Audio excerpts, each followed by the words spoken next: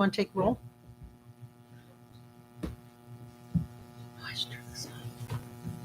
Andrew? Albright? Here. Bowman? Here. Bova? Here. Sedley? Ames? Mr. Gomes? Mr. Harrow? Mr. Rickmiller? Here. Dr. Green? Here. Mr. Kelly? Here. Mr. Cummings? Hunter? Here. Here. Mr. Rochelle? He'll be here shortly. Mrs. Rosa? Here. Mr. Russell? Mr. Vance? Mrs. Westman? Mr. Here. I think we just made it. Okay, so without any further ado, I guess we'll turn this over to Mr. DeSanti. All right, good evening, everybody. So we'll start with a Pell update. I'm going to have Scott come up. Actually, before I do that, I do want to introduce you to a new member of our team, Deb Reading. Hi, everyone. Deb is new to our organization. She's a project manager, but she is going to start off by helping out on the Rogers High School project and the Pell Elementary School. So, Scott, you want to give a quick update on Pell? Good evening. Yeah, so Pell has achieved substantial completion both in the addition and the welcome center. The school is open. They're entering the closeout phase where there are a number of O&M and warranty submittals in the system that we'll be reviewing with the architect. Materials, deliverables for the closeout process. We're starting to filter in. We receive books, memory sticks, videos of the training that are taking place at Pell. So all of that is in the near future. On the fiscal end, this next requisition that we expect to receive will have some credits and potentially some other change orders for us to process and put to rest. Other than that, like I said, there are a couple of things warranty-wise and function-wise that we're going through the school now to verify their functions and make any modifications if necessary. So all is well. Yeah, regarding commissioning, there were just two minor items on the commissioning list that it broke down significantly. We started off with about 10, and we follow up with those two items and bring those to closure. Do you want to talk about the puddling problem? Just make everybody aware of that, the new one we just discovered today. Sure. There's an apron that goes between the bus loop and the rear parking lot of the school. And at that apron, there's depression, and I think it's puddling a little bit more water than would be desired. So Garoppolo and JML and Bean and ourselves will be out there to assess the balance of the situation and see what else we can potentially do about that to alleviate that condition. And maybe also mention that we had the tree conservatory out there today and what we're trying to do there. Yeah, certainly. Yeah, so today, Scott Wheeler and Verde, we reviewed the condition behind the bus loop for privacy issues between the school property and the neighbor's property behind the school. So in the coming days, there'll be some suggestions made and timeline established to improve on that condition, and that'll be up for review once it comes through. Any questions on Pell? Thank you. All right, jumping into Rogers, I am going to give the update for Gilbane. Unfortunately, they'll be here for Gilbane, but Belita did give me some information to provide. I can answer any questions because I'm pretty familiar with what they're doing. So completed work, as you can see, if you've come around the front of the school, the site fencing is up at the temp parking and the bus loop. They're also putting up the fencing right now. Ongoing work, the auditorium abatement has started. Exploratory work for MEP Make Safe, which is their contract with making sure they go in there and make safe any electrical or plumbing connections or mechanical connections. Temporary wall infills at the gym. And then upcoming work are public and plumbing and security disconnects. Start demo for temp parking and bus loop. And then for procurement, bid walkthroughs for enabling foundation and excavation was on September 7th. There's a supplement that was issued on Friday the 9th. A second supplement or addendum is being issued on the 16th, and bids are due on the 22nd. So that is the update that I have from the Gilbane team on schedule and items that are happening right now. And Slam is here to talk about finishes and other items. Joe, just a question on why, last time we talked about the wall necessary outside of the gym, and there's some conversation about, I think, moving that wall. I don't know how that ended up getting resolved. In the corridor? Yeah. Yeah, so we did end up moving the wall down. So we eliminated that wall immediately entering into the existing gym, and we moved it down to the other end. So we did Past the second set. past the second, immediately right after the second set of doors. If it came to mind, you couldn't get out of that gym, basketball court. Yeah, so we do have the two doors still coming out the corridor. There's no need for another door coming out, but it is in place. Okay, thanks. Okay. Any other questions?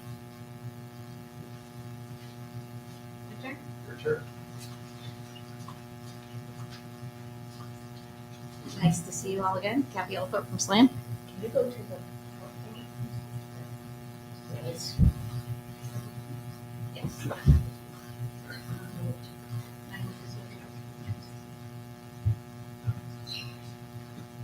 And everybody's I sort of see around.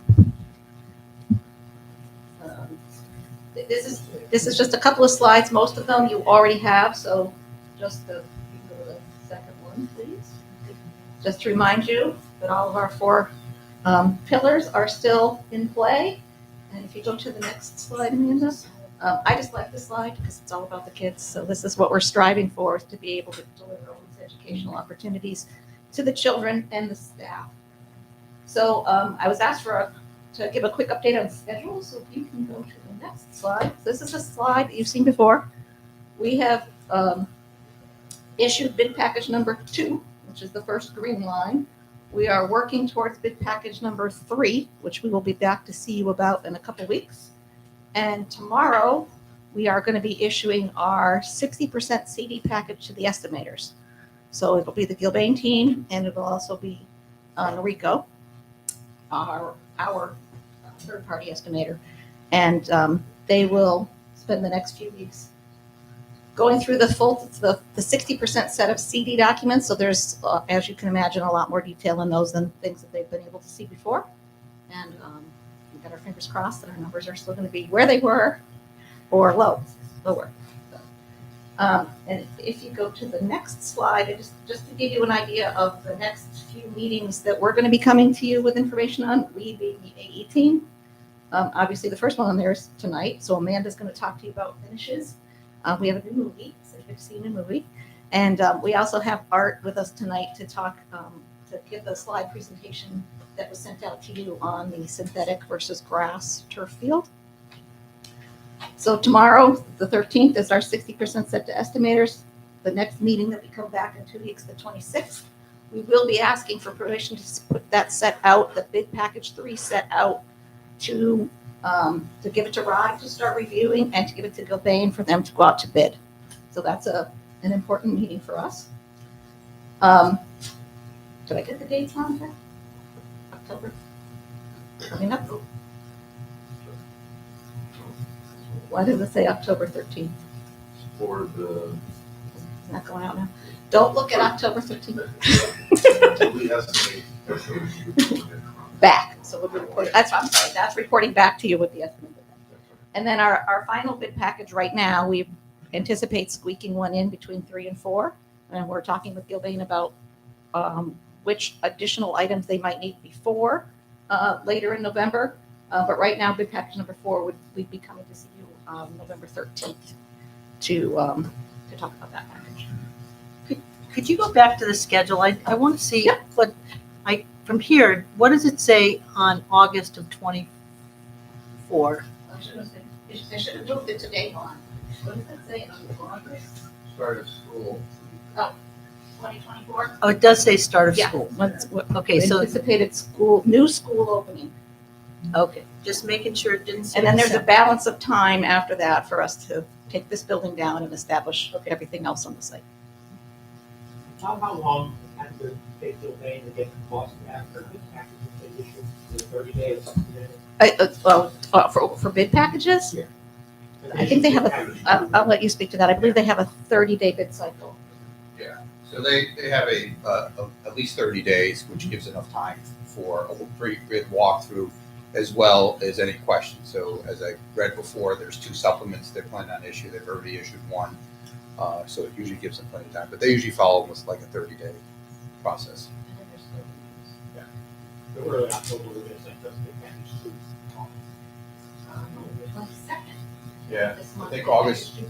Yeah, so but it'll be a couple days after that we'll have it. So That's when they received it. yeah, by early October, yes. Concerned about cost. Absolutely. It will be nice to get that first bid package in and see where did it fall in relation to where we're anticipating things. So fingers crossed, toes crossed, whatever else you have, fingers crossed. We'll take it. So we can do one of 2 things. We can switch over to Amanda's presentation, or we could step into the slides that were in the package that you already saw for synthetic turf. Why don't you just go in order and let Amanda go next? We're hoping that the athletic director shows up. So she was Just wanna at a, wait? yeah, Okay, so wait, if we absolutely. can wait. All right. So I'm going to let Amanda switch over, and she's going to talk to you about the boards that she brought, and then she can tell you about the movie that she just made. She's a cinematographer now. So a couple of items that we had on the agenda for information that I had under action items, talking about the interior finishes, which Amy's going to go through. Amanda. Amanda, I'm sorry. Somebody else. Yeah, I know. You wish. Corridor wall covering, which is something we want to talk about, tile versus the wall guard. And then the last thing I want to talk about is the grass versus synthetic field. So those are the 3 major topics. Hi, everyone. I know a lot of you have seen me with this sort of spiel many times over the summer. So this is sort of the condensed version after all those workshops and feedback. What we've pulled together for the finish palette, for all of these finishes that you see throughout the school and what the school looks like. As Kathy mentioned, I've been calling it just a fly through, but movie sounds much more dramatic. So I'm gonna show you. It's a walk through that main common space into the gym, a glimpse of the theater, up to the corridor, kind of down a view of the main office, and then down the ALP corridor to give you just a full sense of that whole space as you come into the school and what it looks like. So it's 4 minutes long, but it goes really fast. So if you have to look away because you're going to get seasick, it'll slow back down again. I didn't want to keep you here all day, so it's a quick fly. So we're coming into the main vestibule, that main office entry is on your right. The gym is that big space to the left over here with the corridor that kind of frames the gym and the theater. So it's really nice to feel like it's open to that main area, which is a lot of times the gym is sort of the back of the house, so it's nice that is on display for you. And some of the stuff in here is not 100% just because of that nature of Revit. So the ceiling here will all get painted out white, so those trusses and things that you see right now that are dark will be light and bright.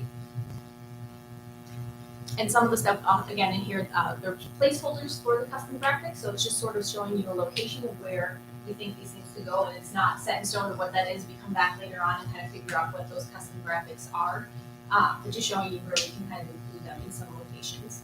It comes into the theater. There's a curtain there, so it might not be open all the time, but when it is open and is performing, that's sort of your glimpse into that space. And you come up the stairs up to the second floor. I know one topic we've talked a lot about is this wall. Here, there is a question on if that might become more glass, so we're kind of hesitant to change it at this point, just to kind of figure out what's going to happen if that does become more open with glass, and then see what makes sense there. So then this would be coming down to one of the academic wings. This is your stair here, so then as you turn, you kind of see how those spaces become alive in those open areas with seating and writable surface, how they're open to the classrooms, and taking all of your feedback on how like working with those classrooms to really make them so that they make sense for tech boards, whiteboards, that window that looks out to those commons, and how that really is visual connection, but without being a distraction to students. And bringing in that red accent color. Again, here's wall covering. That's just a placeholder as some graphics that we're working on. But really, we're trying to bring in all of those colors, the red and the black and gray, into that space so it feels like your own.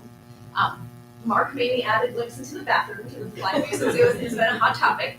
So you can see where we bring in the wave wall that we discussed, some of that blue tile, and it's framed out by the tile on the locker side, the wall covering on the other side. And I'll go down the stairs and then into the media center. Quickly.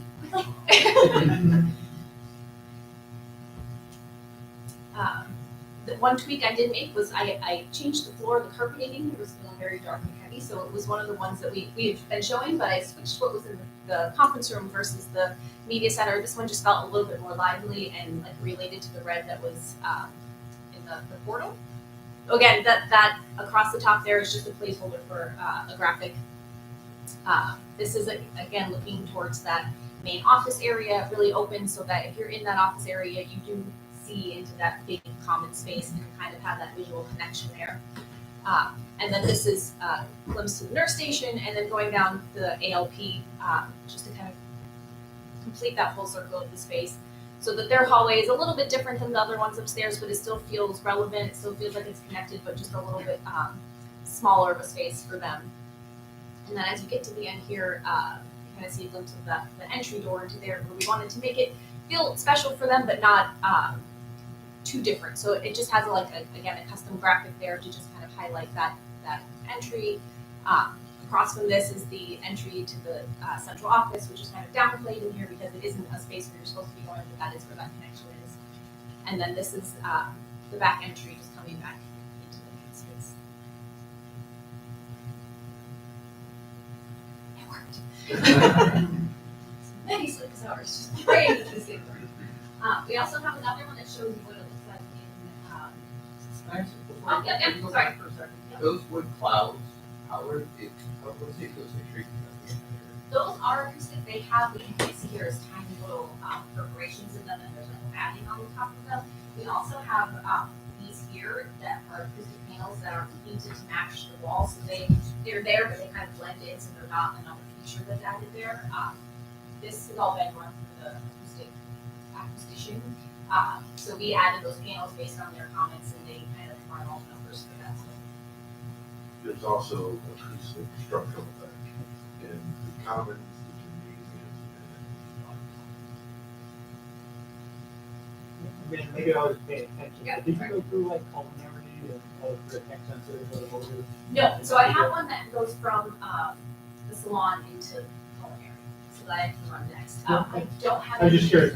Oh, sorry, no. It went It was so fast. fast. You just didn't see those ones. We did have images of those spaces just because they're a little harder to show in the Revit world. You know, there's a lot of companies that provide you tables and chairs and all that. Not so much on the equipment for shop areas. So they don't look as pristine and lovely as these ones do. Anybody else have any questions? Did it kind of looks like the classrooms didn't have windows out that looked outside? Those specific classrooms are the ones that are just on this bridge area, so they have windows over that open area. All the ones that are on the perimeter have windows to the outside, so it's just this that you're seeing. Bigger windows than that. And all the third floor have windows on both sides, right? Yes.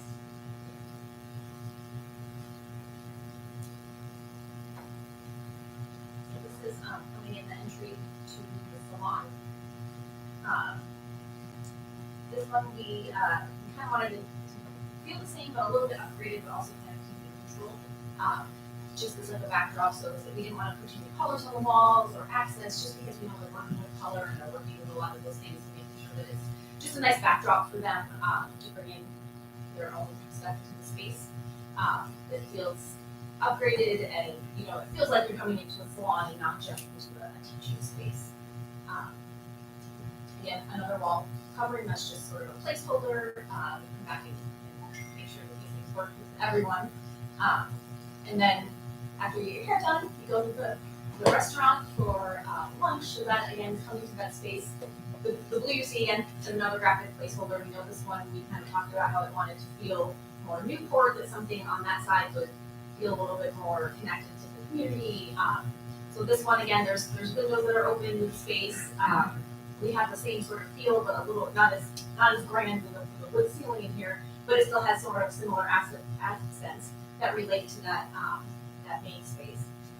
And so, and wood. Oh, it's under that step. And now it's on the speed of so in here we have again some of those like elements where you see the wood walls connected to that main area. So even though it sort of feels elegant and upgraded, it still has connections to those other things that are happening in the rest of the school. He's a huge child, so sometimes they glitch just a little. One weird movie. If you'd like It's some, almost done. if you'd like some movies for public viewing, we can take them and make them in a different program that is for production. You share. And what you see out in the background is just a big thing, so don't retreat that none of that is real. So that's kind of the overview of those primary spaces. A lot of that is where the public is coming in, where you want to have that wow factor in these back spaces and in that primary teaching spaces. So then just to look at the finishes on the board, I know a lot of people have seen them already. How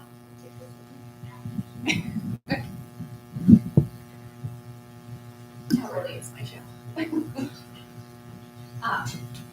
So what you have on this board is kind of the primary overview of all of those finishes. The flooring that you see mostly throughout corridors, that open space is resilient flooring. The carpet, conference rooms, the media center, and then office spaces, which also includes the office spaces in the central office, just to kind of keep all of that neutral. We know having back stock of carpet, if there's any issues, it just kind of makes sense to have that all be the same.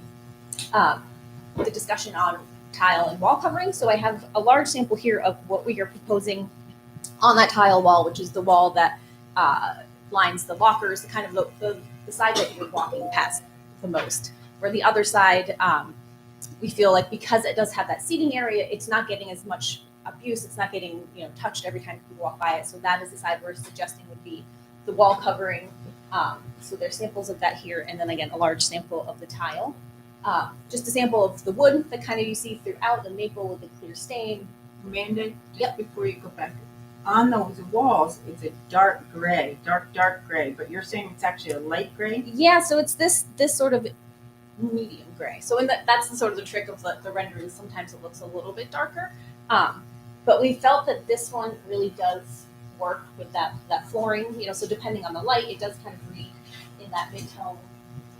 We didn't want to go too dark on that wall. So this one, we kind of felt was like a nice neutral. So it doesn't make it feel heavy, but it still feels like a difference between the two of them. And that's something, we can kind of tweak because this version We're has talking like even that wall that's right there now. Oh, so this wall right here is actually painted with one of the dark accents. So this one is very dark compared to this. In the salon and in the restaurant, we were thinking of using just more of the wall covering to kind of keep it light and bright and not the heavy tile. And that way you don't have the grout in there in case that, if you get hair dye and grout, you just want to make sure that there's none of those issues. And so this is the tile. This we have at that, it's kind of hard to see, but what flanks that studio theater, and then there's tile that kind of runs on either side of that, the specialty area going into the media center. So this one has a little bit of texture to it that just makes it a little bit more upgraded than what is on the bulk of the walls in the corridors. So then you see kind of paint colors and accents. The green, teal, dark gray colors are sort of more of those back of house spaces like health suite, the life skills. teaching dining room, just to kind of enliven those spaces where we didn't want to have that red accent throughout the entire school. It sort of feels like too much. So just bringing a little bit of that calming, sort of gentle colors to offset that bright red that you see in the primary spaces. And then here we do have a few more of those wall coverings that are the wall protection. What you saw at the entrance to all of the stairwells was the darkest one, and then in some of the other spaces, again, like life skills, health, we do have a similar one, just a little bit lighter. And then what you see up here, this is kind of countertops in most of the art room, or most of the classrooms. The gray ones are sort of the art rooms, the dirtier spaces, maybe the ad media, places where they're kind of getting messy a little bit. Admin areas, and then throughout we kind of are keeping that same tone of the light wood, except for where we have those accent walls, which is just a little bit deeper, just to kind of highlight them that they are a specialty space. What you see here is just walk-off mat. This would come in at all the vestibules, and then it does come in through the main office and then the main reception area at the central office, because it looks like a carpet. It doesn't look like a standard walk-off mat, so just to kind of keep that whole space feeling the same as one plane. So we have that in there. This is the stairwells, rubber for the stairs. What you see here is terrazzo, which is that main stair in the main commons area. And then window shades throughout the whole school. So anywhere you have shading. And right here it looks really dark, but when you have kind of that light there, it does feel a little bit lighter and brighter, but it does match sort of the trim that we have throughout, so it coordinates. Moving on to this one. So this one is the palette that we have for the theater. However, this piece here is a sample of this. It actually gets painted dark to match. So what you see, you can't see it at all actually in this one, but right here along this bottom row, it's for acoustics. We had to have some of this textured modeled product there. So it will get painted, so it kind of becomes neutral, but you see that texture. And then with acoustic panels and diffusers are kind of what frames that above. Carpeting is along the aisles, and then the seats we kind of looked at last time, that they're a lot of gray or darker with like pops of red mixed into the audience seating, which you kind of start to see that from the back here. And then just making sure that that red curtain on that stage is that dramatic piece that you see. And then right now the stage is framed again by that specialty wood that ties into the highlighting of those specialty spaces. Ceilings, just a sample of what you have for basically ceilings throughout, and then the ceilings in the main area and the auditorium are back to that kind of light color. We felt that the dark one was sort of feeling very heavy in that space, but so we thought that it made sense to kind of make those ceilings the same as the wood throughout. This here is what you saw in the restaurant and the salon. So a darker floor, but it has a little bit of movement to that, so it doesn't just feel like a heavy dark floor. It feels sort of elevated. Again, sort of a similar countertop. Salon has the stainless steel, and then again some of the wall covering protection in there that kind of relates back to the same space, but like the spa alcove is a little bit different, just to make that space feel a little bit more like a spa. Sorry, that's a lot of stuff in this school. And then this portion here is kind of what's showing you the bathroom. So this is what you saw in that the wave tile that is the accent wall there, the wet walls, and where we have the toilet side was that accent color, flooring, and then counter or the sink offs here, and then toilet partitions. All walls do get tiles, so in the bigger bathrooms that are in the first floor where we have locker rooms and stuff, those, and then the small bathrooms will all have just like a white tile on one wall. Small bathrooms do get a little bit of an accent on the wet wall, just to kind of make it feel a little bit upgraded. And then this is what you would see for floors and sinks in those smaller bathrooms, because they are kind of tiny, so we make sure that they don't feel as heavy as the bigger ones. And then this portion here is reflective of that athletics area. OTPT and JROTC spaces have that wood floor. I do have a giant sample of the wood floor, which I've grabbed in here and out. I couldn't put it on a board, so for the one in the gym, it just sort of looks like wood, but it's not on here. The fitness room, and then bleachers in the gym, padding in the gym. There's just a couple little spots where we have drinking fountains that get a little bit of the red tile, and then lockers in the athletics are the school colors, and then again the flooring in there. And that is the very quick overview of everything, almost everything. Some of the, like you had asked about the, oh, sorry. I just wanted to point out, we've talked a lot about it in our finished meetings, but the top right image, the red line on the floor, I know we've gone back and forth about it, and you guys said, we're worried about putting red in because it's a bit drastic, I think you guys were probably right about that. And also be careful, people might follow that in emergencies, and they might have like a water fountain. But I don't want you guys to give up on that, because it's a cool, neat. Yeah, plan, but maybe- it's kind of morphed from blue It was or blue, teal I mean, the to teal, I think, red is to fine. I Teal was think nice. yeah, you made yeah. a good point about not doing too much red, and I think you've got a perfect balance of red now. You should just go back to something that's not red. The other thing that Amanda made that she hasn't told you about yet, I know you guys have used them before, because that's who Jane uses them. She's made the, what do they call it? The QR codes. QR Yeah, codes. so there is one for the student commons, the gymnasium, and the theater. So if you use your phone on those QR codes, you can kind of get that 360 view of those spaces. There's a couple little tweaks that aren't exactly perfect, like the wall covering things that you see in there, but for the most part, it gives you that sense of like what it You can sit do it around in that yourself space. and not be like flying and knocking people over like it was in the video. I didn't knock anybody over. You didn't- I have you gone didn't- you came through really people. close. And I tried really hard to make sure I went through a door and not through a wall. So. So anybody else? I don't know. There's a lot of stuff here. I kind of went through it quickly, but I know we've kind of gone over it a few times. So hopefully, nothing feels foreign to you guys. I just have a comment, like the white tile for the bathrooms, is it possible to get a tile that has a little bit of like texture Yep. to it or modeling of color? It just seems really like hospital or something. Anybody else feel that way? And I just think it gets dirtier, Just, just just doing something. bathrooms. I like the other ones you have to. That's easy. And we're gonna leave these for you, these boards. Like QR codes. But I want to go back to Dan's comment. Were you trying to make the comment that you'd rather go back to blue versus red? I like the blue, but I know there's a lot of talk about blue, so I don't want to go too far, but I think just not a fan. Yeah. Anyway, I think people might want to comment on that, because I know we have one very strong opinion on not having it blue, but I like it blue. That person But not look, here it was tonight. like- somebody it's like somebody this. wants to voice that opinion. It's not rival blue. Well, It's a dark kind of teal. Yes. Okay, well, that's not really a good reason there. Anyhow, it's just we're looking Also, for the school's input. gonna out last year. Well, that's right, so if I think- like the teal too. I especially like when we had the teal leaning to all the water sources, whether it was bathroom water fountains or. Well, and I think the teal is like a nice like contrast to the red, and I almost think it makes the red like pop more where we do have it. And the person that said absolutely not is not here. So. He didn't say absolutely, he just said I prefer not. Well, you've changed some of the chairs to beige from blue, so you have listened to him.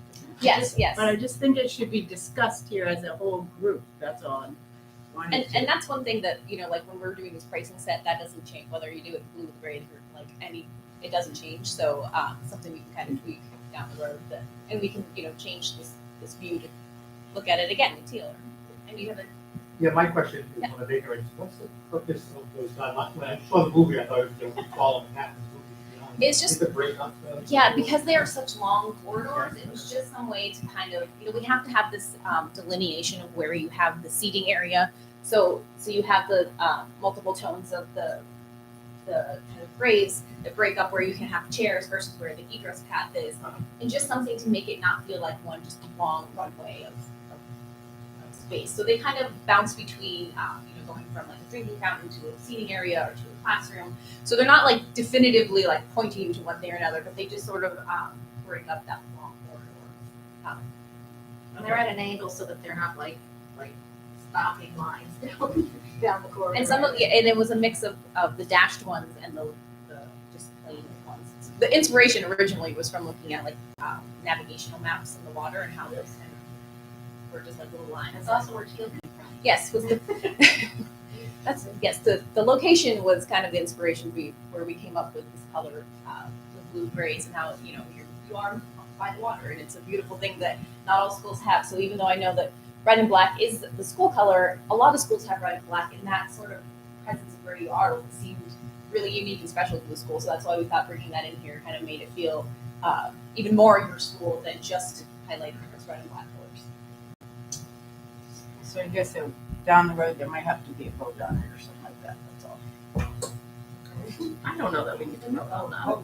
Well, I'm I'm just saying.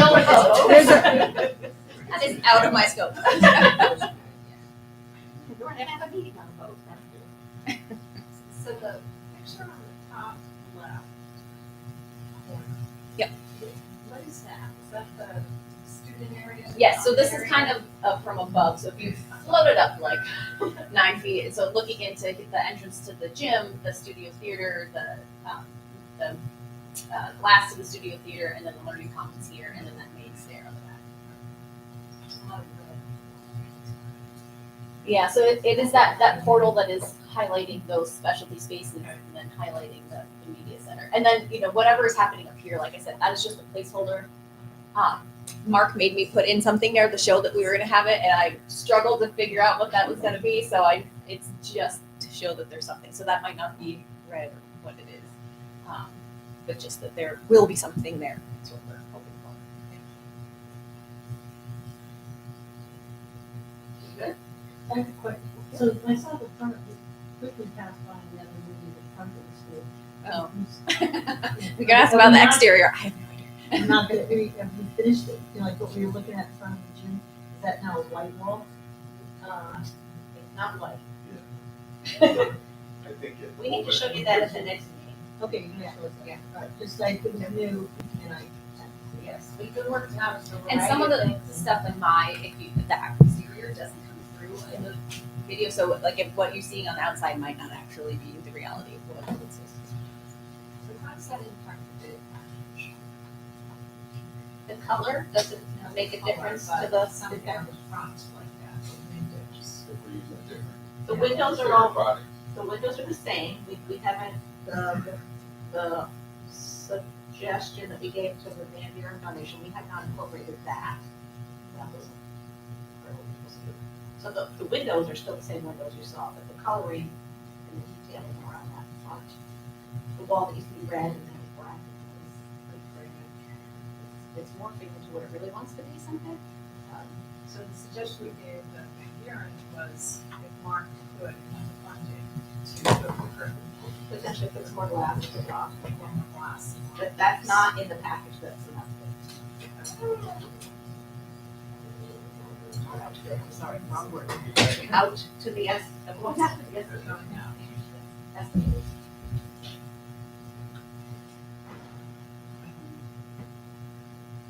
Anything else? Anybody?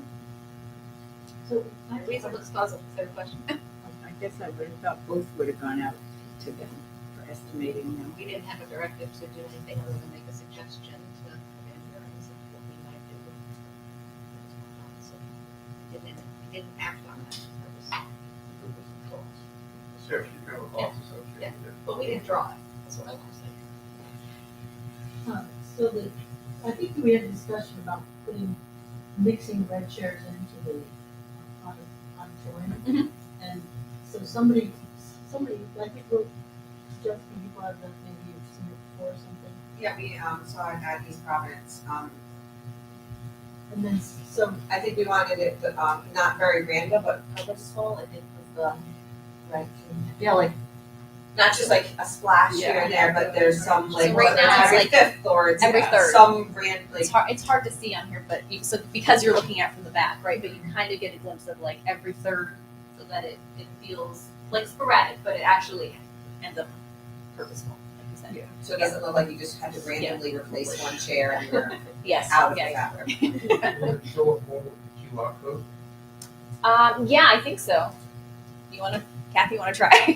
It should, because then you can sort of spin and like look around from the. Dan, do you have any thoughts on that? Do you like, is that a good idea? Yeah, I think it's a great point. You don't want to look like they're being replaced on anymore now, so there should be some kind of noise here. Thank you. But there will be, when there's people in the seats, you're not going to see any of it. So it's mostly for an empty auditorium. I don't think you have to. Figure it out at that time.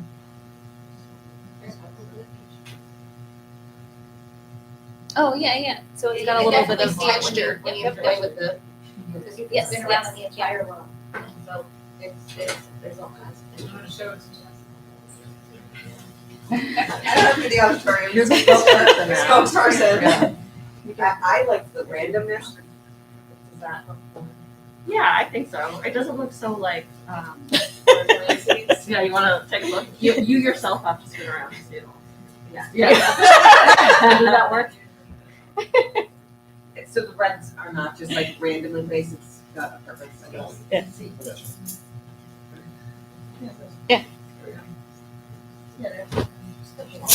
know, that's. You can play with it. That'll be here for you. I like the way it's done. I do too. But Just not so. I think we're good. Colors in it. So I will put this back here. Texture. Thank you, everyone. I appreciate it. Yeah, we don't want to run like it.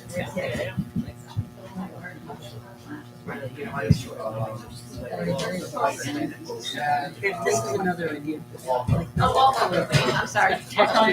We're gonna do wall covering. That's you. Tile, I think. Really? Okay, I just brought the, because of white just seems so hospitable.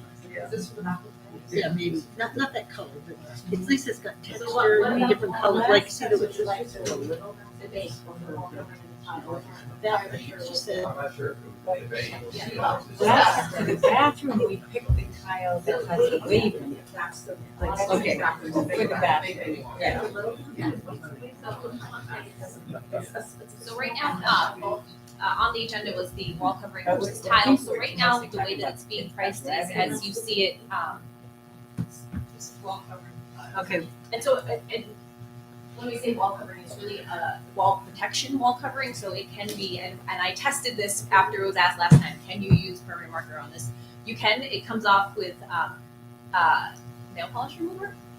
Not that you would be using that, I'm sure there's different versions that they actually use on that, but it did come off, which I was surprised because I tried to like hand sanitizer or different things, and it really is durable, so we are getting you a mock-up of that.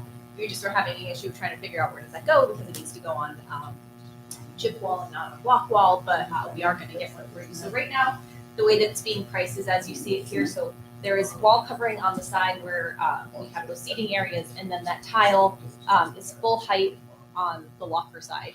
And then, and by full height, it depends on where that corridor. Some corridors are taller, so it kind of lines up with the soffit or lines up with the door openings, just to have that datum be prevalent and not really up and down. We didn't want to do it as like a 5-foot wainscot height. And then you have a lot of issues with when you're putting signage, when you're putting in other things. Where does it, if you're only having it at a certain height, it hits a lot of things on the wall. So having it be taller just kind of simplifies it.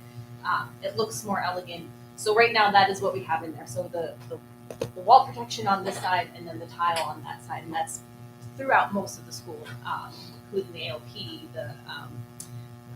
the corridor that we didn't see here, which goes through the like life skills and auto and stuff. Same thing, and that tile kind of highlights those things, the NATAC offices, the construction shop. So that is what we have priced, or what we're getting priced. No, so it lines up with the openings on this side, and then there's a little bit of a soffit on most of the corridors. So it doesn't go all the way to the ceiling. It does go up taller just because it made sense to kind of stop it there visually.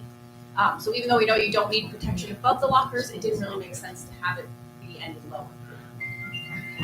Sorry, could you explain that word soffit? Oh, yes. Sorry. Sort of. You could pretend Yeah, it's that's above the top of the slide. No. So it's this piece that the ceiling kind of comes out where the wall doesn't come all the way down. So it's just what kind of like frames the top here. And then you can see that like this is what we would call soffit above the doors. So it's that little bit of like ceiling that comes out. So it Like molding? nope. No, the ceiling drops. So this would be a soffit that sticks out. Yeah, you're on the right. And other places we have it where In the like if on the other side of this door, when you were walking in, if the ceiling were low, that would be a soffit. Yeah, so It's like that, the gap piece between the ran all way tile, I mean across. the cabinets.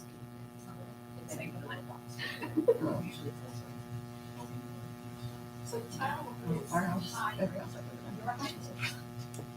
Probably a little bit taller. I think I want to say 8 feet is where that door opening is, so that kind of aligns on both sides. That would be across, I'm happy with that. I was so for. on this wall, it's about 8 foot is where that soffit is, because that's the second door, correct? That is where that line is, and the same thing on the side. Yep. Yeah.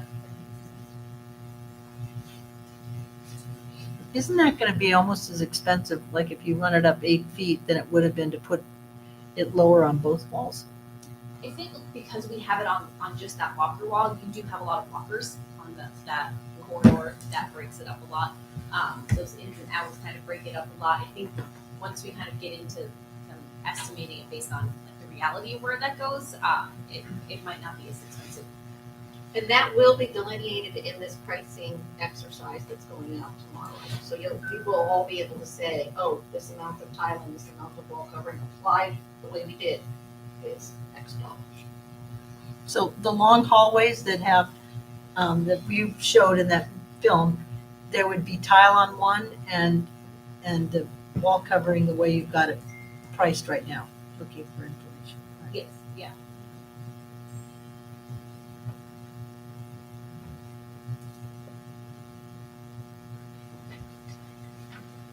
Any more And questions? just one other thing, just like when you come into that gym, you're taking a left into the gym, it's still that lighter tile, even though it looks like it's a really dark tile, right? So that, as you come into this, we do have the wall covering that kind of flanks either side of the red.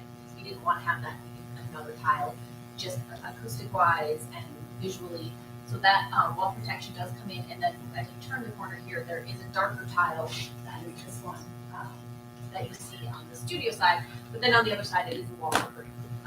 So that kind of just feels holistic everywhere. That wall covering turns the corner as you go to the main office.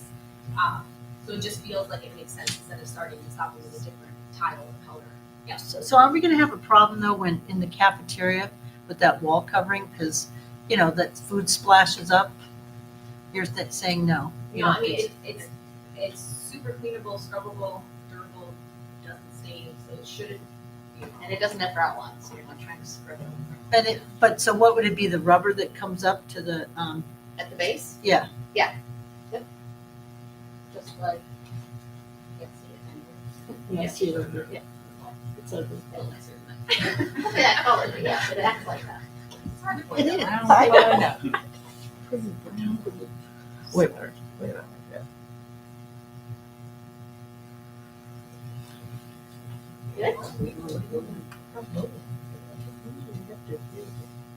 So I know it's on the action item, but we're not really, are we, No, it's not. No, it's information, I put it as action for discussion. just in case? Okay, so action for discussion, all right. And we were still waiting to hear back from the manufacturers as to if there's anywhere around here that you can go see it, if there's anywhere that has it installed. They did give me the name of a place in Oregon, and that doesn't really help. So, but we used it. I don't even remember, but we used it. We used it in Rochester in the Performing Arts Center. So like the Performing Arts Center, the whole back of house kind of area. It's also classrooms, so it's a lot of their stage production, all of their training areas, and that all of those corridors have this wall covering. So they might be one that we can at least give you, whether it's working for them. Probably not easy to go and see it, unless you want to go to like Finger Lakes Wine Country is on the way. But yeah, I'm still trying to wait to get more information from the reps if there's someone that can kind of give you, yeah. There was also a question about finding a spot to give you a test wall. So Amanda was able to get a 15-yard roll of, they'll give it to you for free. And because most of the walls that you have in these buildings are masonry block, we can't stick it right on that. So the suggestion is let's just land in the 3-inch, layer of sheet rock on it and put the wall covering on that. So if you guys pick a wall, wherever the most traveled spot is that you want to put it, it doesn't matter that it's the masonry wall because we'll have some sheet rock applied over it, and then you're testing it on in a spot where you know it's going to get a lot of use and abuse. So what, you guys can decide where, and Catherine, walls don't take a beating on find a place where they bump into the wall.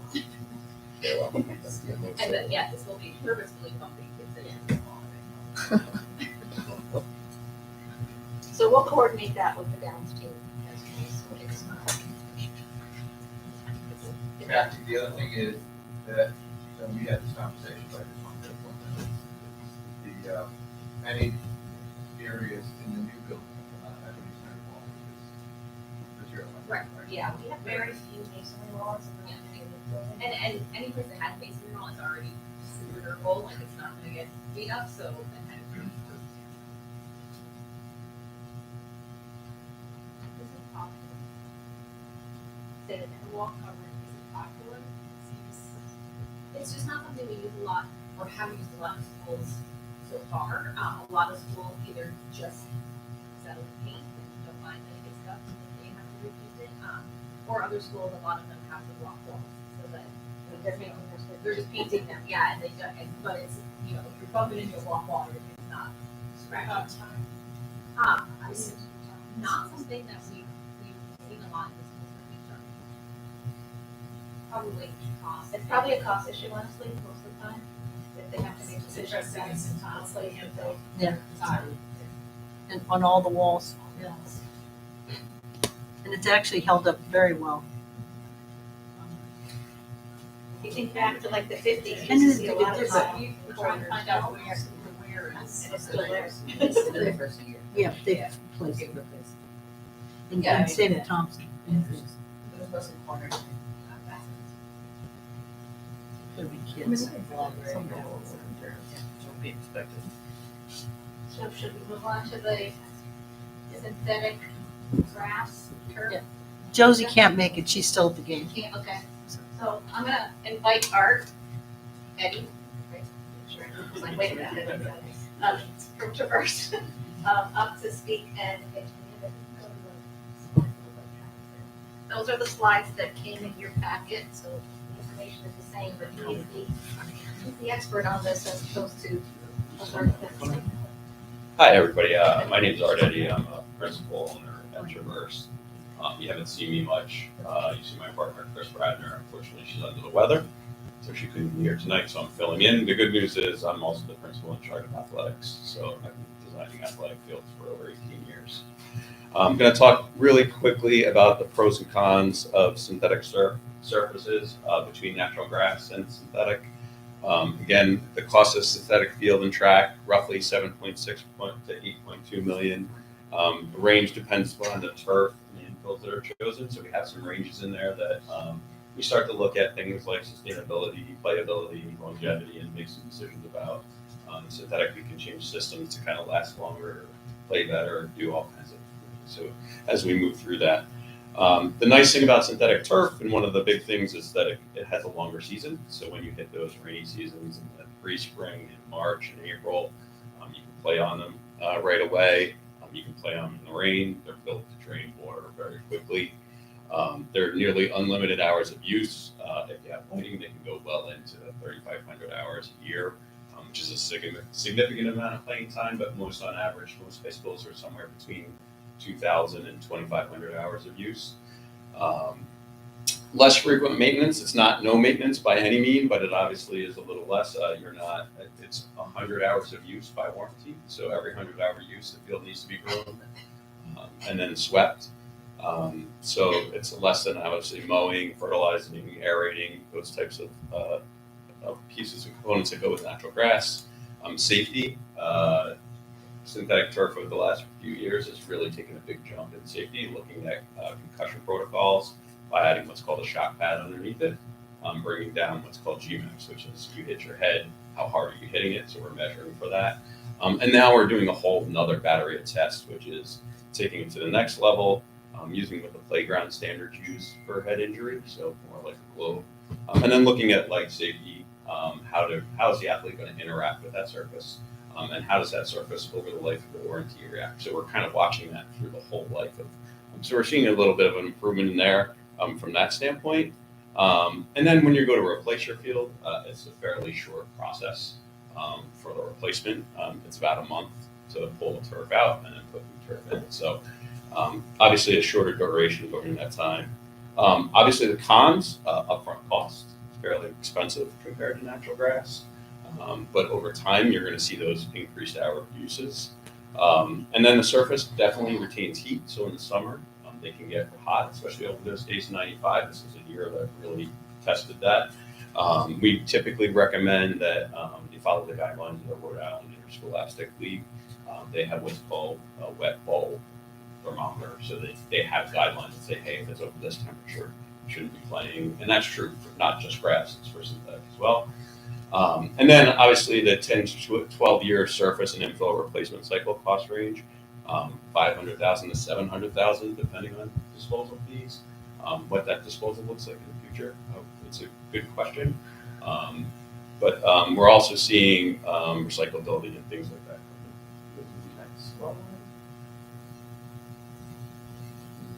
Grass surface of an athletic field. The cost of grass field and track, $4.4 million. Obviously, the pro is the initial cost is less than synthetic turf. We mentioned that. It's a cooler surface in warmer weather, so grass is definitely cooler when it gets hotter.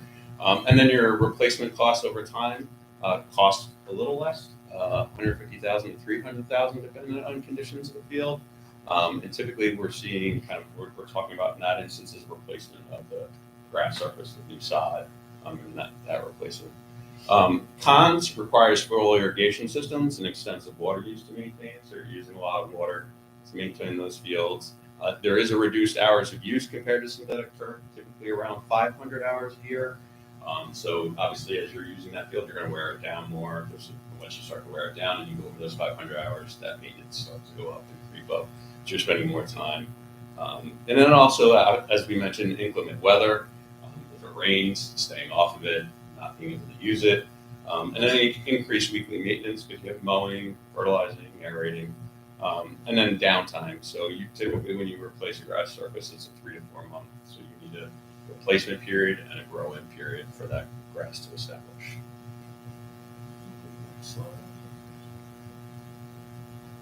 And again, a quick maintenance cost comparison. Synthetic turf is about $16,000 annually.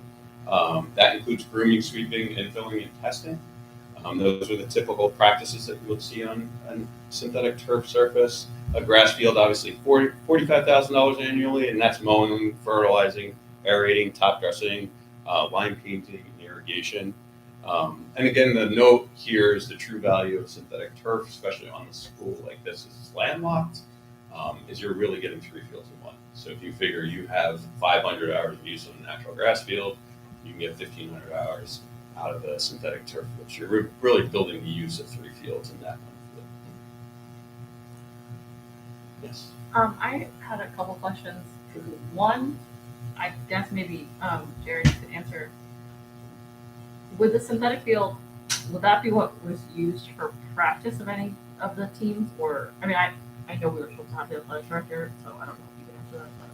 Yeah, they would have practice on that as well as games. Okay. Because I'm just wondering, and this is probably the 2,000 hours of use. How much is that actually? Yeah, so I mean, the way we rough estimate is we figured it was about 36 hours of quote unquote team use. And again, we're taking an average because you have extended time in this early September season. As we get to October, November, you get less time. So if you figure during the week, there's about 36 hours a week for a period of about 7.5 months, roughly. So we have about 4.5 months where we're not really, it's indoor sports season. So that equates to about 1,300 hours. And then you've got 2 to 3 hours of gym use during the day. So you're adding another 300. So that's roughly 1,500 to 1,600 hours. Okay, so then for the graphs where it says it's the 500 hours, does that just mean for the 500 hour, after 500 hours, you think you have to your costs are going to go up significantly to maintain that once you get over 500 hours. And once you get above 500 hours, and if you've seen most athletic fields, there's a stripe down the middle where the grass is dead in high use areas. And anytime you have that, that's where you start to challenge performance, safety, and play. And so you increase your costs.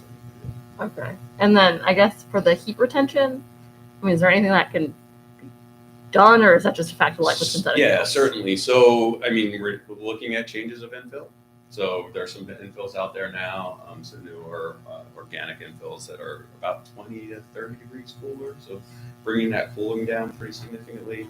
I don't know by the time this project comes out, there's some other new pads, shock pads that are looking at absorbing water inside of them and creating cooling. You know, one of the things that we've seen is, you know, some of the infill changes are making the biggest difference. And so that cost is the 7 to 8 million for the install, and then it's like every decade is the 500 to 700 for the. Yeah, so The once you estimate what of it. happens is that, so the way the synthetic turf system works is there's a shock pad. Right? Yeah. So that shock pad has a certain life cycle to it. Usually, depending on the shock pad and cost, they work 2 cycles or 3 cycles. So you'll get every year as you do your replacement, you leave the shock pad in place, you pull the turf off, infill off, and you replace the turf and infill. So that's kind of the cost to do that, dispose of it, and then put it in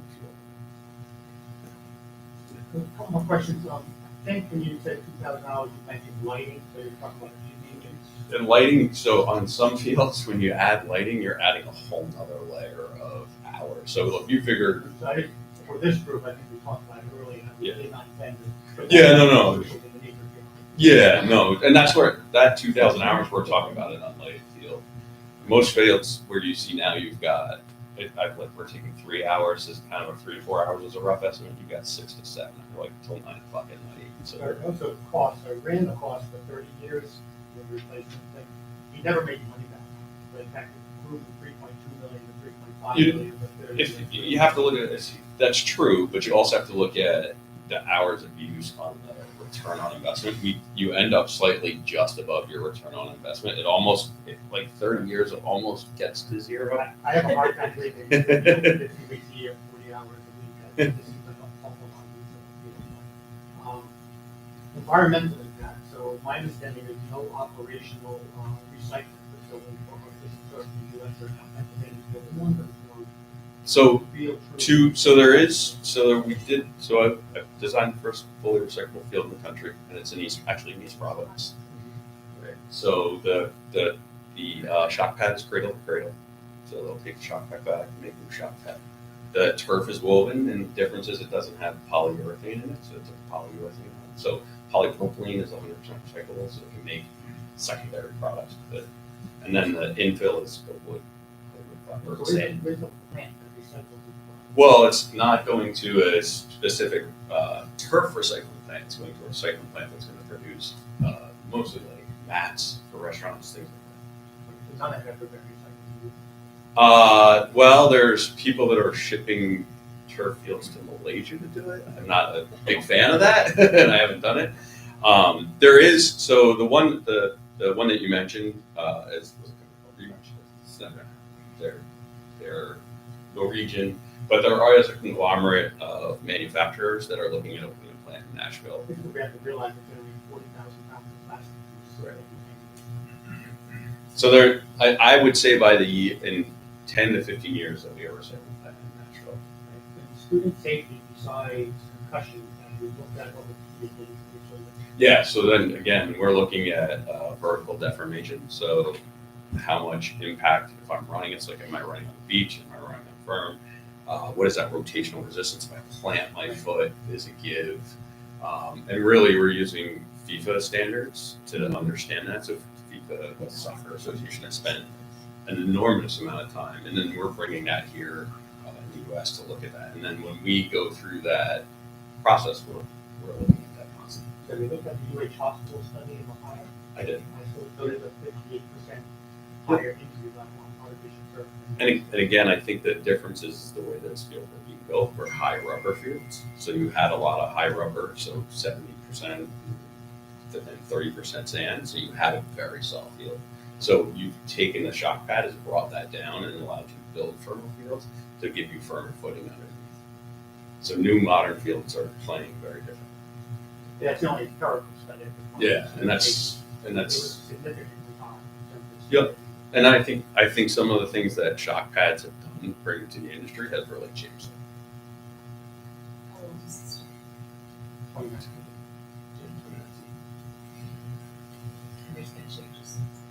Yeah, so I mean, the things that were, what we found was the way that the only test in the United States was GMAX. So GMAX was headed with what happens in that, which is legitimate. When they were testing that, what they were doing was bringing up more rubber, right? So they were making it very rubber heavy, so you could pass it.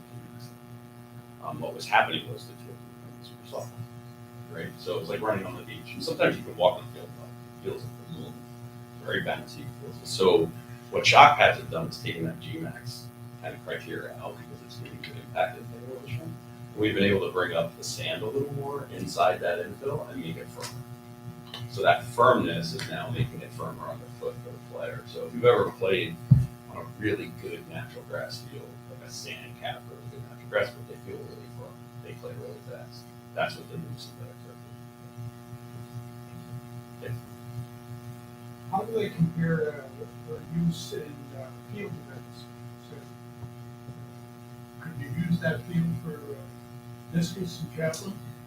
We don't typically like to throw discus and javelin. Because again, that's what comes down to maintenance, and now we've built fields with throwing discus and javelin on them. We don't really prefer it if you have a place to do it.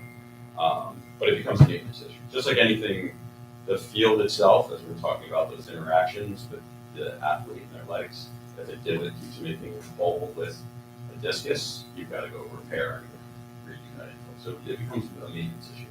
So just to respond, right now the city is looking at helping us with using the existing field that's out in the back. And they're thinking, we're going to use it maybe to put all of our leftover materials and then capping it, and that could become our throwing field. So it'll be natural grass for a throwing field. So we have been looking into, what we can do, because that's been a concern. But I also wanted to respond, Pat, I don't know if you missed that meeting, but we've asked them to put in conduit, for lighting in the future on the field. So that just putting, being able to have that possibility. I think that was what Bill made was, I'm not sure if people would want, if people like to require later on, the tremendous amount of that should generate. I just don't know if people really think that's good. Yeah, it just preserve the possibility. And also for a what do you call it, a field house, to be able to have electricity out there, this small thing to sell, and have a bathrooms. There was something about the lighting. Somebody said they've changed the lock of the lighting. Yeah, so That was. yeah, so modern athletic lighting has finally switched to LED. Took a long time, and it had to do with the housings and drivers. They've actually fixed that problem now. So now modern lighting is very directed. The challenge is you have to lift the poles up high, which is kind of a miss with people. As you lift those poles up, you have to lift them higher so they're directed almost down, so the light doesn't spill. So light spillage on athletic lighting has really dropped dramatically, as opposed to the old halogen lights that take time. Well, when you say like recently, when did that start? I want to say in the last 5 years. The problem was that LED, the drivers were super expensive, and they weren't able to get a good driver that could last. So you had a halogen light that had a 25-year warranty, and you never did anything to it. They replaced anything that ever happened to it. But the LED was only 12 years. So now they've actually got their drivers to the 25-year one. I would think the city does replace it like parts of LED. I don't remember the time. I gotta check. I was thinking the same It thing. really is a height. It's the height. I was getting Yeah. Thursday night, lights were on at one time. Yeah, and it might just be, they are really hot. Yeah, that's the biggest challenge.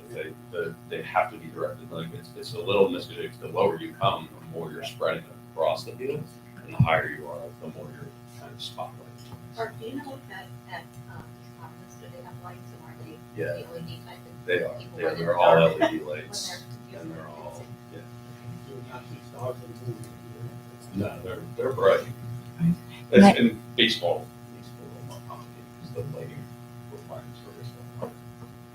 So we've had Scott Wheeler. He came up and did a walk around here. So not everybody heard him speak, but he also sent an email. And I think to everybody, did everybody get Scott Wheeler's? So he was the one who said, really, he would, a grass field here really could only play games. You really can't practice on it and do it. This is just what he said. I'm not just quoting what he said. And then he was the one who's also suggested putting lights on it to make it go longer, because later in the season it gets dark so early that it makes sense not necessarily to go to 9 p.m. but at least to make it to 6:30 p.m.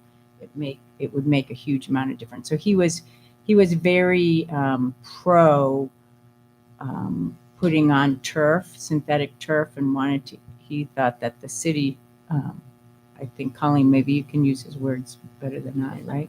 But I'll let you speak to that. Maybe the city could help, That's right. is what he said. Right. Because he was very, very strongly opinionated about yes. So I just wanted to bring that up because Yeah, I don't know if we talked to the city manager. I think the city manager.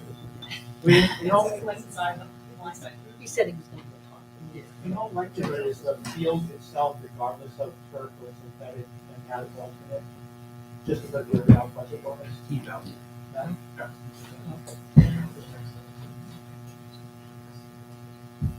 Just to remind everybody, your existing field out there, so that is the area we're looking at, that's for a practice field, as well as potentially. That is not the project right now. But that track and field that. This is, Can that, is yeah, that the only alternate right now is between grass or synthetic. But at some point, we have time, this field is gonna be the last thing to be done on the project. So we have time to make a decision here whether it should be grass or synthetic, and that's why we're exploring the pros and cons. what, and I asked obviously because of, I think, $5.5 million over budget on that, trying to tell me.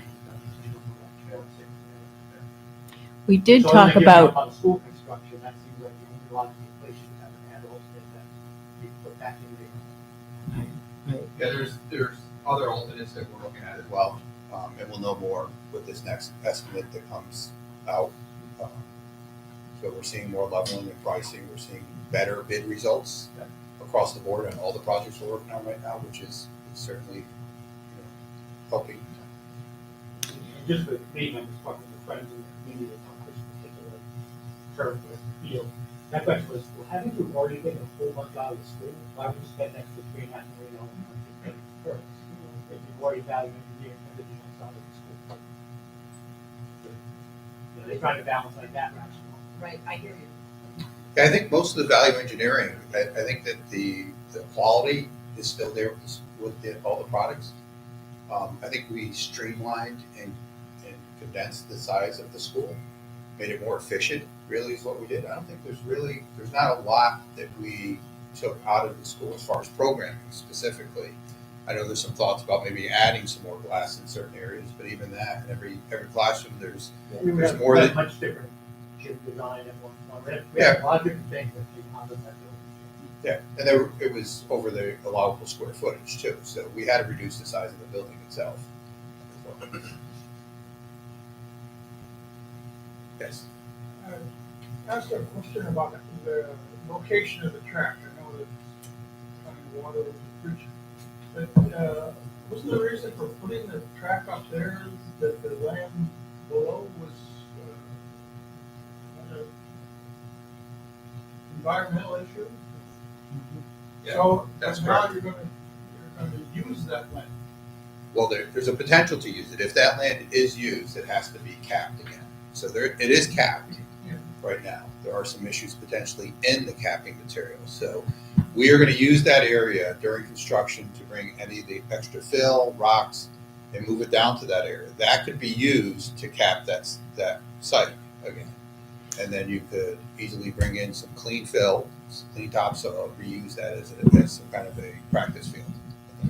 I think it was the track that you couldn't put up there, right? I mean, we couldn't get them to price out a track that was cost effective. The instability of the Right. building. Yeah. It was the instability of the area, not the Yeah. environment. Yeah, it was, right, it was, there was a structural issue with the material there that would be able to support a track over a long period of time. Now you're gonna use it. But not for Not for a track, only for a practice field and a throwing field or some other potential activities down there.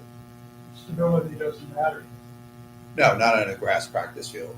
Not like a track that would have to stay pretty, and you may have a better.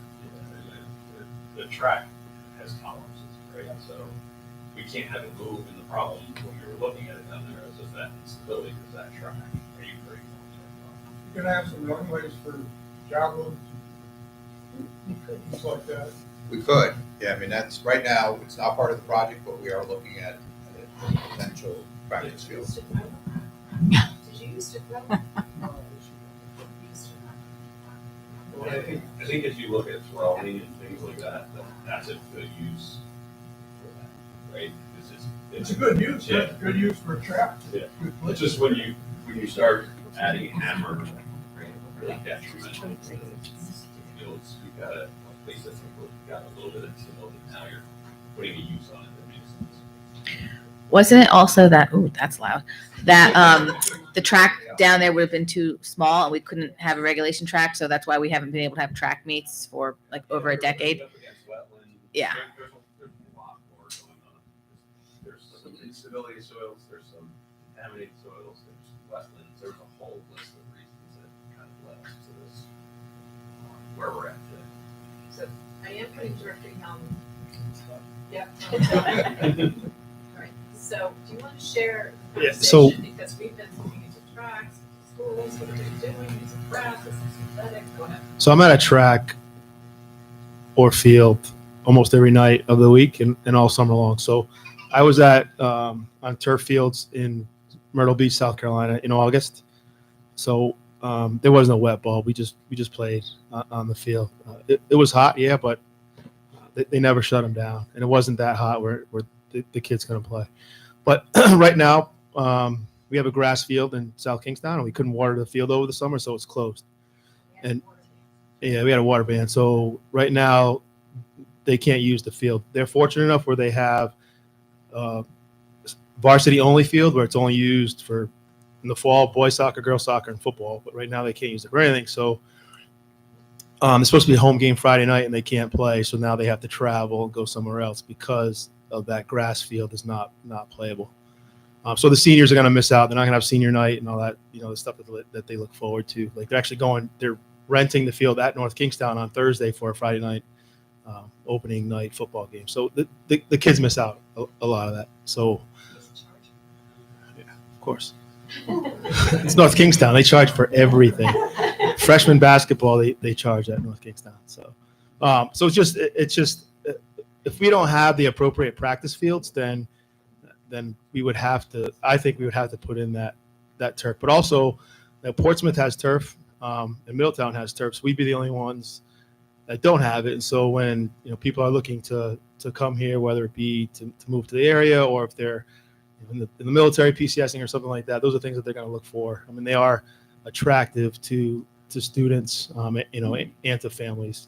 The sports is a big part of some of the reasons why they come here. The football and softball thing, right? Yes, they do. Yeah. But it's something else about, and Mr. Vance would agree with me on this, about having your home field on your campus as well. So. And I was at East Providence last week, and they had the lights, and if you're not on the field, that like you're in the parking lot, you can't feel or see like the lights, when they're on the field. So they don't go any further than the base of the field. So the key tonight is also because we had not directed these guys to look at synthetic turf field, and we think that it is appropriate for them to consider that. So we want to make sure that everybody's in agreement on that, to get at least looking at both options, or are we thinking just a single option? At one point in time, we were thinking maybe we should just go synthetic and not even consider the grass, but we're looking for thoughts here. I think that we don't have a budget to afford it, we kind of have to look at Jim doesn't have a big $1 million check, but very games and happy. So, the other thing is, the Van Buren Foundation has already sent, this is, a letter, is, has reached out to Middletown, Solid, and Newport, and has asked us to come together in 3 groups to talk about, field usage, facilities for athletes, and thinking about a comprehensive plan in which we form some kind of collaboration, share, and they'd like to help us to bring in experts to do an assessment between the 3 entities to see what is already here and what are the needs. Because the comment that was made to me is like solving when they go to Griffith Park and they go to Temple Field, they don't have changing facilities or something. They went for the football, the players, or showers. They used to come here. Oh. The football team used to come here. Oh, okay. So they were like, so some teams, yes, they have to get on bus and, you know, take showers or whatever. So, and then there's the baseball on Leroy or over there at Shepherd. They don't have anything. When the visiting team comes again, they'll go over their games. There's a baseball field over there that they use, and they don't have a facility for people to shower or whatever. Athletes get off the bus, they go on the field. That's what I'm saying, the South Bay. And the South Bay guys, I guess, have to go. But that was fun. They also are clearly aware that the high school here is having field challenges, practice fields. You know, you go to Market Park and you just get upset. The football team's there. So there's a lot of different things going on. And then I think for Thompson, even going up to Braga Park, there's sometimes issues over there. They have the ponds or the swing or the grass is wet or they can't play. So that's why they would like to do comprehensive. So I think right away, Solid and Newport answered immediately. Absolutely, we're interested. So we need to get more information. I do not have more information that came out just last week to us. So that's what I can tell you. What I know.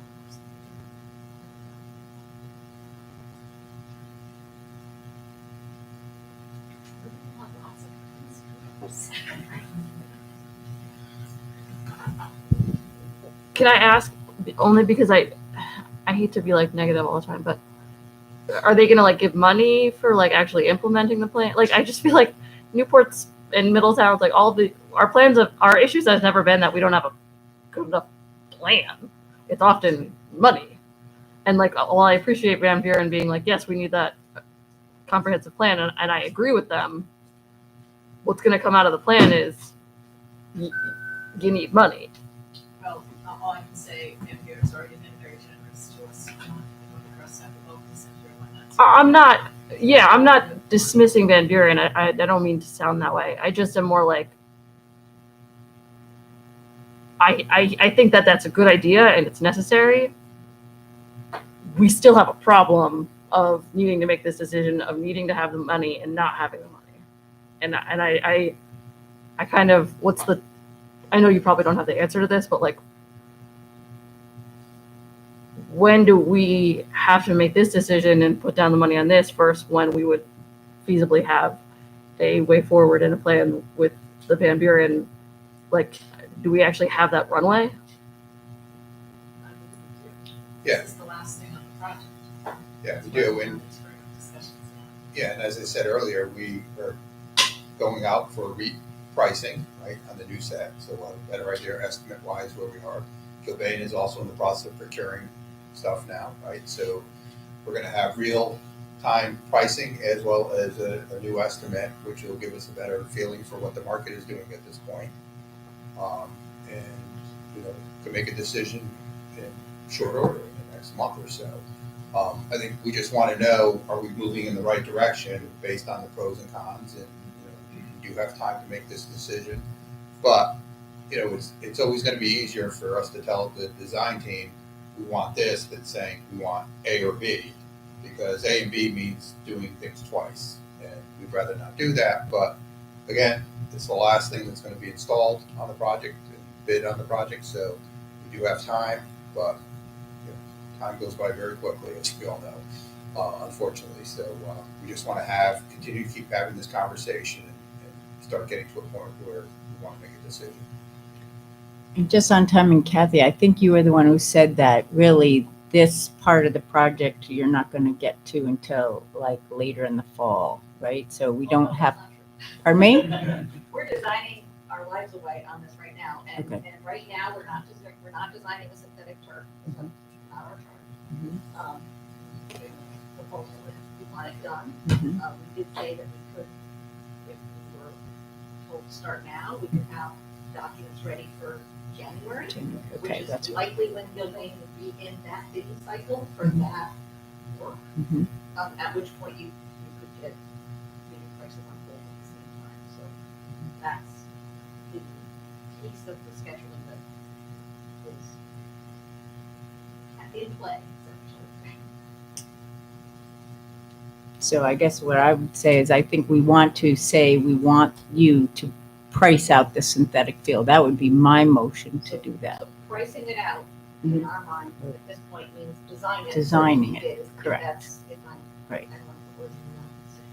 That's what I believe we want. That's why it's there as an action item today. So I think we want to do that. How much will that cost? We would have to get Gilbane also to give us a price proposal as well for an estimate. They have to provide an estimate as well for that. We'd have to just get back to the committee and let you know what that cost is. Okay. Director, I think we do want to. We do want to take it to, let them know. right. And it takes, as you can see, a long period of time because there's a lot. What they're telling us is it's completely different infills and everything else. So they need to know the direction we want to go. We had been, and we'll just say, Pat, you were the one who put the email out to everybody with a lot of the negatives. I think we had been going down the path. Well, Scott Wheeler had came. We hadn't been thinking that at all until Scott Wheeler came and did the walkthrough of Rogers. And it was his comment that really turned our heads.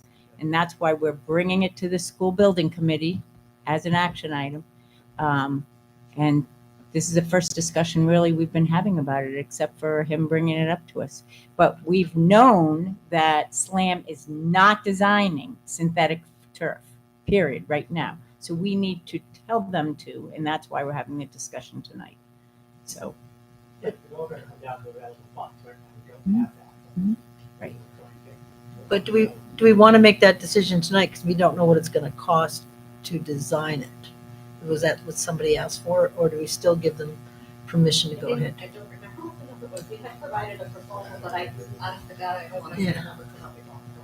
We're in the meeting in 2 weeks. Yeah. We do, and we can certainly. Okay, so let's move this action item to that meeting time. Great. about whether to design, till we have a price. Yeah, I don't think we should make the decision until Yeah. how many it costs to actually. But it is something that the school building committee should make that decision to do, not just us. That's why we're discussing it.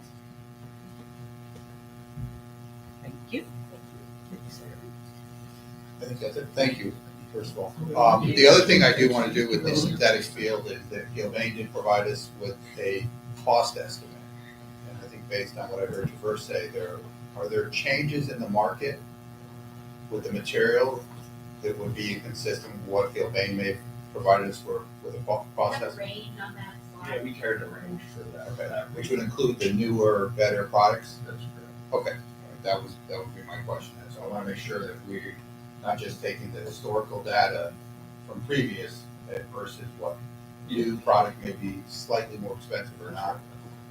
So, okay. Yeah, whether it's the highly recyclable or whatever the option is.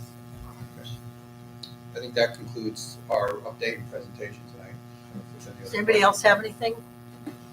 Yep, Peter? If you're gonna make a decision on the field, on artificial turf, I would think you'd address the lighting. I'd throw in the lighting to it. I mean, it just gives you so much more flexibility if you've got lighting. What a waste, it would seem. That's probably a very good suggestion, and I think we'll, us what you'd like to know. Well, when you're doing, when we get to that point and we ask you to design it, let's definitely think about asking it to include the lighting. Yeah. Good suggestion. Anything else? All right, thank you. Thank you. Oh, we need a motion to adjourn. Do we have a motion to adjourn? Second. Motion. All those in favor? Here. Aye. Aye. Okay, it was unanimous. I said here. Here. Aye. Present. I don't know what time of day it is. I didn't even realize there was no school tomorrow, so I would. There's no- oh, yeah, it's elected. I would have, I don't have a job. I have